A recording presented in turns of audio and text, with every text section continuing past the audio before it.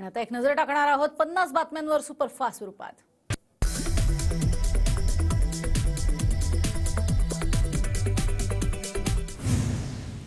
राज्य मंत्रिमंडळाची आज दुपारी 12 वाजता बैठक। राज्यातील विविध विषयांवरती चर्चा होणार। सह्याद्री अतिथीगृहावरती बैठकीचं आयोजन।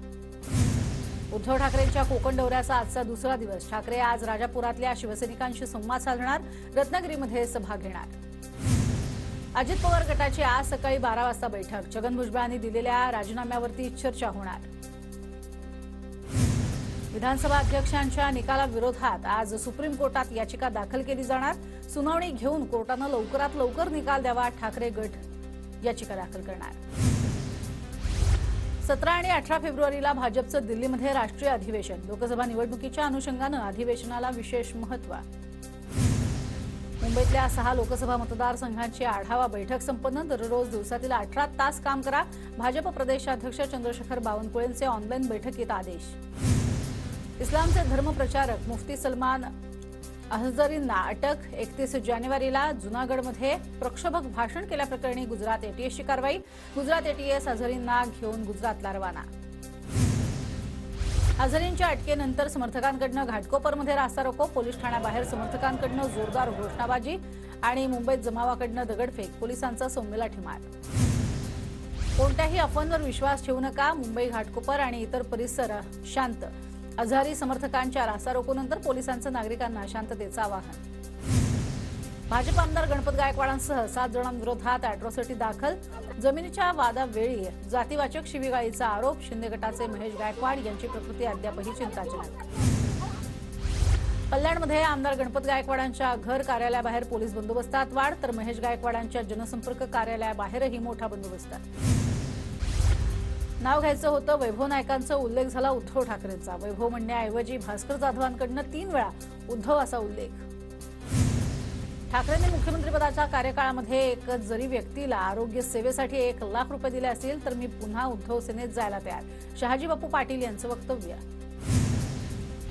शेवटची निवडणूक सांगून मतं मागतील पण तुम्ही भावनिक होऊ नका। अजित पवारांचं सुप्रिया सुळेंना टोला लगावत बारामतीकरांना आवाहन, तर सुनेत्रा पवारांना बारामती लोकसभेसाठी उमेदवारी जाहीर करा, कार्यकर्त्यांची मागणी।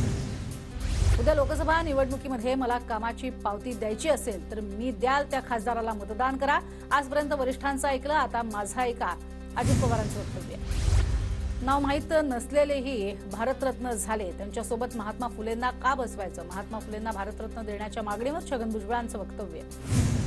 सिल्वासातल्या ठाकरे गटाच्या शेकडो कार्यकर्त्यांचा मनसेमध्ये प्रवेश व तीर्थावरती राज ठाकरेंच्या उपस्थितीत हितेश मोरेंसह कार्यकर्त्यांचा पक्षप्रवेश। मुख्यमंत्र्यांच्या ताफ्यात आता इलेक्ट्रिक कार असणार। मंत्री, राज्यपाल, मुख्य न्यायमूर्तींनाही इलेक्ट्रिक कार मिळणार। मंत्र्यांना 25 लाखांपर्यंतची इलेक्ट्रिक कार मिळणार। निवासी डॉक्टर 7 फेब्रुवारीपासून बेमुदत संपावर जाण्यावर ठाम। मागण्यांची पूर्तता होत नसल्यानं संपावर जाण्याचा इशारा। रुग्णांची गैरसोय होण्याची शक्यता। वसईत बंद घरात कुजलेल्या अवस्थेत 3 मृतदेह सापडले। गॅस गळतीनं मृत्यू झाल्याचा प्राथमिक अंदाज।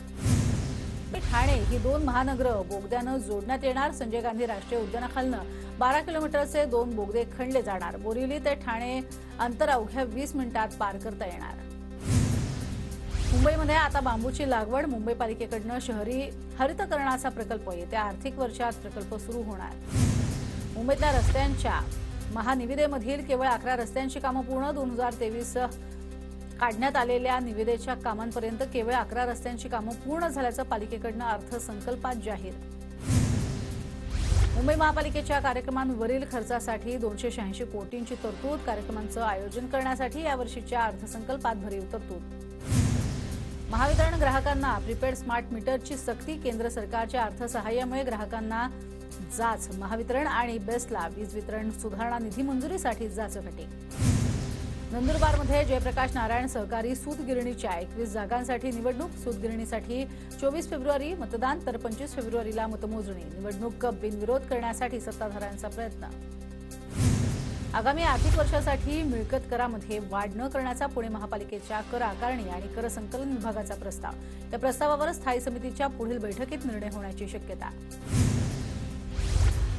बारामती फलटण लोणंद रेल्वेमार्ग अखेर रुळावरती। रेल्वेमार्गाचं भूसंपादन आणि निविदा प्रक्रिया पूर्ण। या महिन्यात कामाला सुरुवात होणार। ठाणे रेल्वे स्थानकामध्ये फुकट्या प्रवाशांवर रेल्वेची कारवाई। प्रवाशांकडून 6 लाखांचा दंड वसूल। पुण्यात रेल्वेकडनं फुकट्या प्रवाशांवरील कारवाई तीव्र. दररोज सरासरी 6 लाख रुपयांचा दंड वसूल. गेल्या महिन्यात तिकीट तपासणी दरम्यान 11,859 प्रवासी विना तिकीट प्रवास करताना आढळले. धुळे जिल्ह्यात पोलीस ऍक्शन मोडवर. नाकाबंदीमध्ये 255 जणांवरती कारवाई. 64 लाखांचा दंड वसूल. सावित्रीबाई फुले पुणे विद्यापीठात कुलसचिव पदासाठी अर्ज प्रक्रिया सुरू. अर्ज सादर करण्यासाठी 23 फेब्रुवारीपर्यंतची मुदत. नागपूर जिल्ह्यातील 40 रेती घाटांमधनं उत्खननाचे आदेश. खनिकर्म विभागाकडनं रेती डेपो चालकांना उत्खननाचे आदेश. दैनंदिन जीवनातल्या नागरी समस्या सोडवण्यासाठी #वेकअपपुणेकर लोकचळवळ आजपासून सुरू.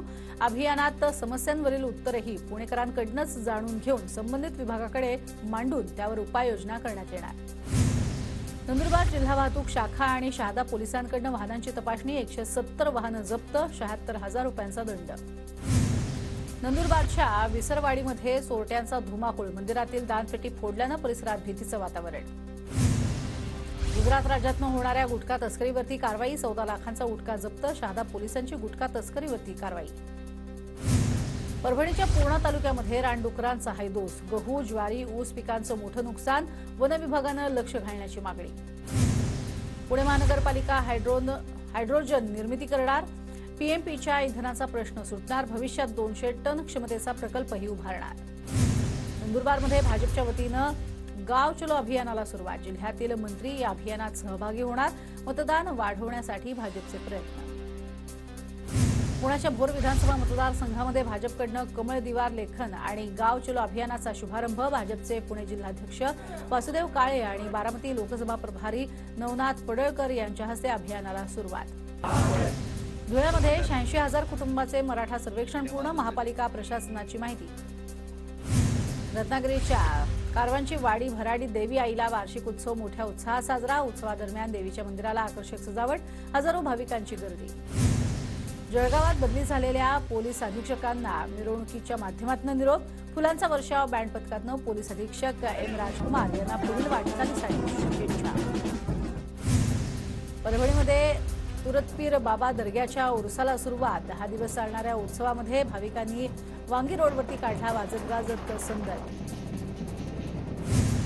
पुण्याच्या मुळशी तालुक्यातल्या मौजे दासवे गावामध्ये महाविद्यालयीन एनएसएसच्या विद्यार्थ्यांचं 7 दिवसीय हिवाळी शिबिर उत्साहात संपन्न. शिबिरादरम्यान ग्रामस्वच्छता, रस्ता बांधणी, अतिथी व्याख्यान आणि लोकसंख्या नियंत्रण जागृतीचे उपक्रम राबवले.